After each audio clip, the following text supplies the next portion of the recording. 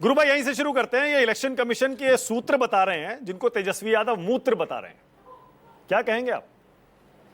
नहीं बिल्कुल नहीं मानक जी, मैं कोई होता नहीं हूं मानक जी तय करने वाला कि आप किस विषय पे डिबेट करेंगे, लेकिन मैं आपका आभारी हूं कि कम से कम इस चर्चा की शुरुआत आपने उस लाइन से की थी, सूत्र को मूत्र बताया गया। आप खुद सीनियर जर्नलिस्ट हैं, इस पैनल में 2 सीनियर जर्नलिस्ट बैठे हुए हैं और 90 से लेकर 2005 के बिहार में हम बड़े हुए हैं। अशोक प्रसाद एक पत्रकार थे, गया में उनकी हत्या कर दी गई थी। दिनेश दिनकर एक पत्रकार थे, उनकी हत्या कर दी गई थी। गोपालगंज में हिंदुस्तान अखबार का कार्यालय था, वहां बमबारी हुई थी। सिवान में दूरदर्शन का कार्यालय था, वहां शहाबुद्दीन के गुंडों के द्वारा आक्रमण किया गया था। राजवेंद्र यादव के खिलाफ भी इस प्रकार से हत्या कर दी गई थी। तो जानबूझ करके मीडिया और लोकतंत्र के चौथे स्तंभ के खिलाफ में इस प्रकार के शब्दों का उपयोग करना, क्या यह सुनियोजित साजिश का एक हिस्सा है? पहली बात। दूसरा, मैं अभी कांग्रेस के वरिष्ठ नेता और प्रवक्ता को सुन रहा था और तमाम बातें लगे, चाबुक मारा जाता है, निकम्मी सरकार, पूरा आपको अधिकार है विरोध करने का। चाबुक तो देश की जनता किसको मार रही है? 140 करोड़ लोग, 140 करोड़ देश की देवतुल्य जनता चाबुक से किसको मार रही है, यह पूरा देश देख रहा है। इस प्रकार के शब्दों के उपयोग से बचने की आवश्यकता है, मैं आपसे आग्रह करता हूं। इन्होंने कहा कि भाई देश का लोकतंत्र भीड़तंत्र बन गया है।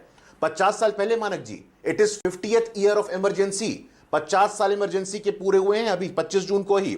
और बंसीलाल जो कांग्रेस के वरिष्ठ नेता थे, कहते थे कि देश में चुनावों की जरूरत नहीं है, इंदिरा गांधी जी को परमानेंट राष्ट्राध्यक्ष घोषित कर दो। ये कांग्रेस के लोग, ये राष्ट्रीय जनता दल के लोग जो पत्रकारों को, हमारे लोकतंत्र के चौथे स्तंभ को घेर रहे हैं, आक्रमण कर रहे हैं, आज लोकतंत्र पे भाषण दे रहे हैं। मानक जी, मैं आपको विद स्टेटमेंट कोट करके देने को तैयार हूं। प्रोफेसर मोहन गोपाल, कांग्रेस पार्टी का थिंक टैंक है राजीव गांधी फाउंडेशन, वहां के वरिष्ठ एक बुद्धिजीवी हैं, उन्होंने एसआईआर का समर्थन किया है। फॉर्मर सीईसी एसवाई कुरैशी, उन्होंने एसआईआर का समर्थन किया है। एसआईआर एक regular, routine, constitutionally mandated exercise है।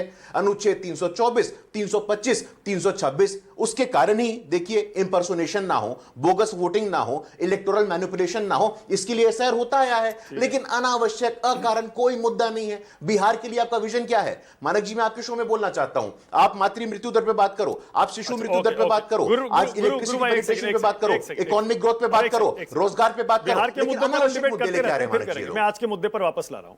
आपने अभी अभी कहा ना कि तेजस्वी यादव ने वो जो सूत्र मूत्र वो शब्द का इस्तेमाल किया, वो मीडिया के लिए किया। वो मीडिया के लिए नहीं किया है। सूत्र क्या होता है? डॉक्टर गुरु प्रकाश, आप तो इतने, आप अरे विद्वान, आप विद्वान आदमी, आप इतनी किताबें लिख चुके हैं। सूत्र वो होता है, सोर्स वो होता है जो खबर मीडिया को देता है और सामने नहीं आता, और मीडिया भी अक्सर अपने सोर्स को, सूत्र को रिवील नहीं करता है। रुकिए ना, अरे आपको भी पता है, रुकिए ना 1 मिनट। तो पॉइंट यह है गुरु प्रकाश, इलेक्शन कमीशन अगर वाकई बिहार के एसआईआर में लाखों फर्जी लोग पकड़े गए हैं, वोटर पकड़े गए हैं, म्यांमार के, बांग्लादेश के, नेपाल के, तो इलेक्शन कमीशन ये सूत्रों से खबर क्यों दे रहा है भाई? ऑफिशियल रिपोर्ट या प्रेस रिलीज या बयान या कुछ क्यों नहीं देता? सवाल यह है गुरु प्रकाश।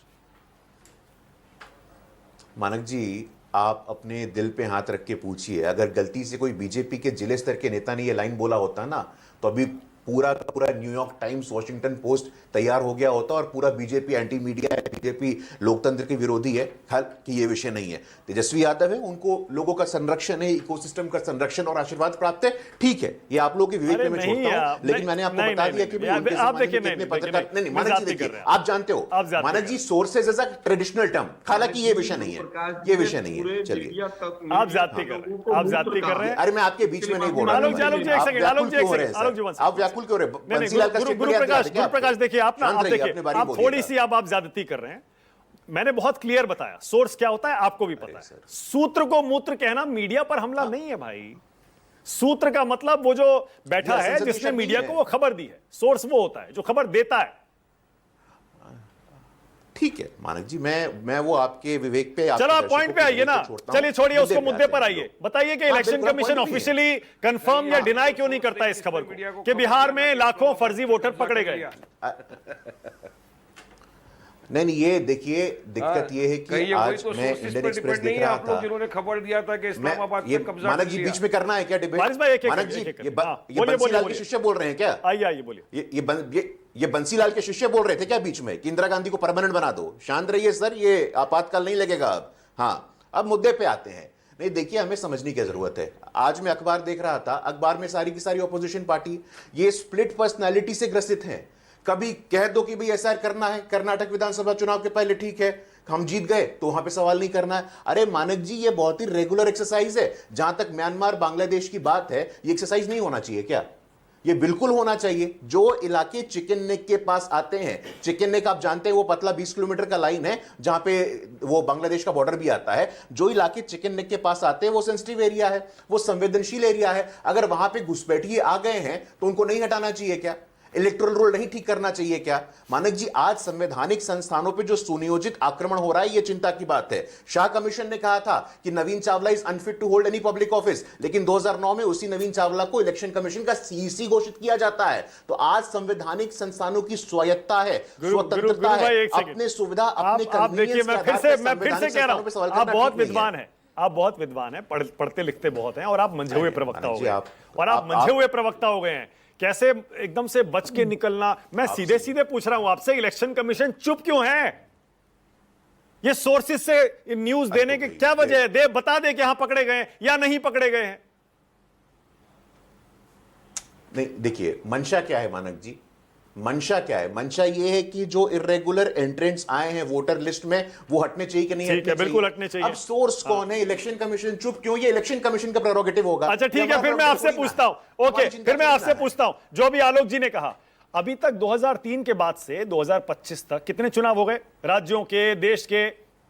उनमें से जो इलीगल वोटर हैं, कितने लोगों ने आपको भी वोट दिया होगा? आलोक जी कह रहे हैं इसका मतलब इलीगल प्रधानमंत्री बने हैं क्या? 3 बार उनके वोट लेने के बाद अब उनके वोट हटाना चाह रहे हैं आप? 4 और 9 में, हाँ, 4 और 9 में कौन जीत के आया था? देखिए मानक जी, यहां पे इस विषय पे डिबेट करना फ्यूटाइल है। इंटेंसिव रिवीजन होना है, समरी रिवीजन होना है, रिफॉर्म होना है, ये समय की मांग है और चुनाव आयोग इसको करता आया है। चुनाव आयोग के अधिकार क्षेत्र में कोई पॉलिटिकल इंटरवेंशन ना पहले होता था ना अभी होता है। ये regular routine constitutionally mandated exercise है जो अभी हो रहा है और उसका स्वागत करना चाहिए। ठीक है, एक जवाब और। सुप्रीम कोर्ट ने निर्णय दिया है, सुप्रीम कोर्ट का ऑब्जर्वेशन है और वो तय होना चाहिए। आलोक जी कह रहे हैं यूआईडीएआई के चीफ को जेल भेजो, क्योंकि उन्होंने अभी तक, बताइए, जब से आधार शुरू हुआ है अब तक मृत लोगों के नाम ही नहीं हटाए थे, अब हटा रहे हैं अचानक। इसका मतलब सब मिलके देश में एनआरसी लाना चाह रहे हैं। गुरु प्रकाश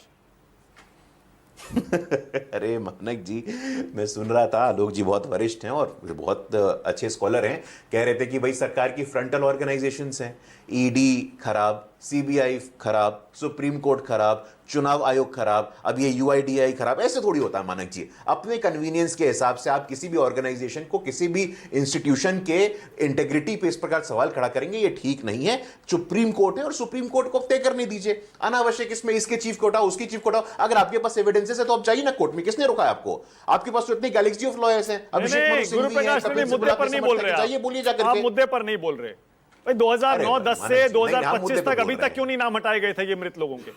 ये सवाल है। मानक जी 10 सेकंड दीजिए। हाँ। अब ये चुनाव आयोग का मैंडेट है कि बीजेपी का मैंडेट है मानक जी? कि 2009-10 में किसकी सरकार थी? मानक जी 10 सेकंड दीजिए। यहां जाने की जरूरत नहीं है मानक जी। वोटर लिस्ट ठीक होना है, ये मैंडेट किसका है?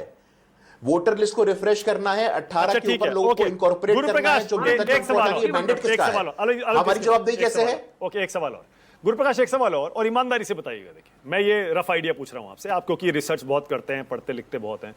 बिहार में कितने होंगे ये अवैध घुसपैठिए जिनके नाम वोटर लिस्ट में है या नहीं है, और देश में कितने होंगे?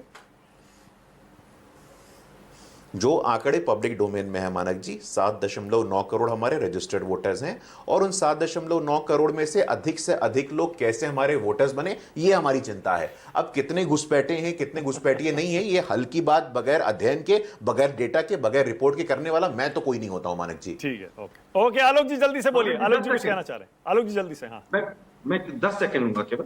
देखिए, मोदी जी कहते थे भाइयों बहनों मित्रों 15-15 लाख तो वैसे ही आ जाएंगे अकाउंट, 4 लाख करोड़ वहां पड़े हैं, 10 लाख करोड़ वहां पड़े हैं। झूठी बात नहीं पता, इनको कुछ नहीं पता। खैर वापस आता हूँ। 11 दिन में 31 मर्डर सब आप जानते हैं, आप ही ज्ञानी है सर। गुरुप्रकाश जी, आप मेरे छोटे भाई हैं, आपने पूरे मीडिया को मूत्र कहा। मैं तो दूसरा कोई प्रवक्ता होता तो माफी मांगता, लेकिन आप मेरे छोटे आपने कहा है सर, नहीं कह रहा हूँ। आपने कहा है सर, आपके नेता ने कहा है, ध्यान रखिएगा। तेजस्वी यादव जी ने कहा है, मूत्र नहीं कहते हैं। तेजस्वी यादव जी ने कहा है सर, इस टॉपिक को यहीं तेजस्वी यादव जी ने सूत्र को मूत्र कहा है। वापस आता हूँ। सुनिए गुरुप्रकाश, इंदिरा गांधी जी ने तो 18 महीने पहले इमरजेंसी खत्म करके और चुनाव भी कराए, वो लोकतंत्र में विश्वास रखती थी।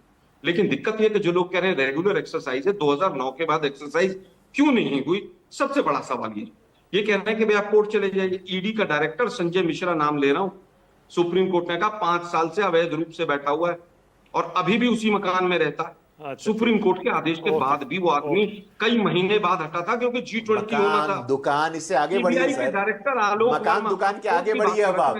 गुरु प्रकाश, देखिए मैं आपके बीच में नहीं बोला गुरु भाई, देखो रंगनाथ छोटे भाई, मिश्रा, सीबीआई के डायरेक्टर आलोक वर्मा ये मेरे अनर्गल पड़ोसी बात थे। कर रहे हैं ना आप। आज तक उनको पेंशन नहीं मिलती है। रात को 2 बजे उनका कार्यालय घेर लिया गया था। यूआईडीआई का तो अभी मसला सामने आया ही है।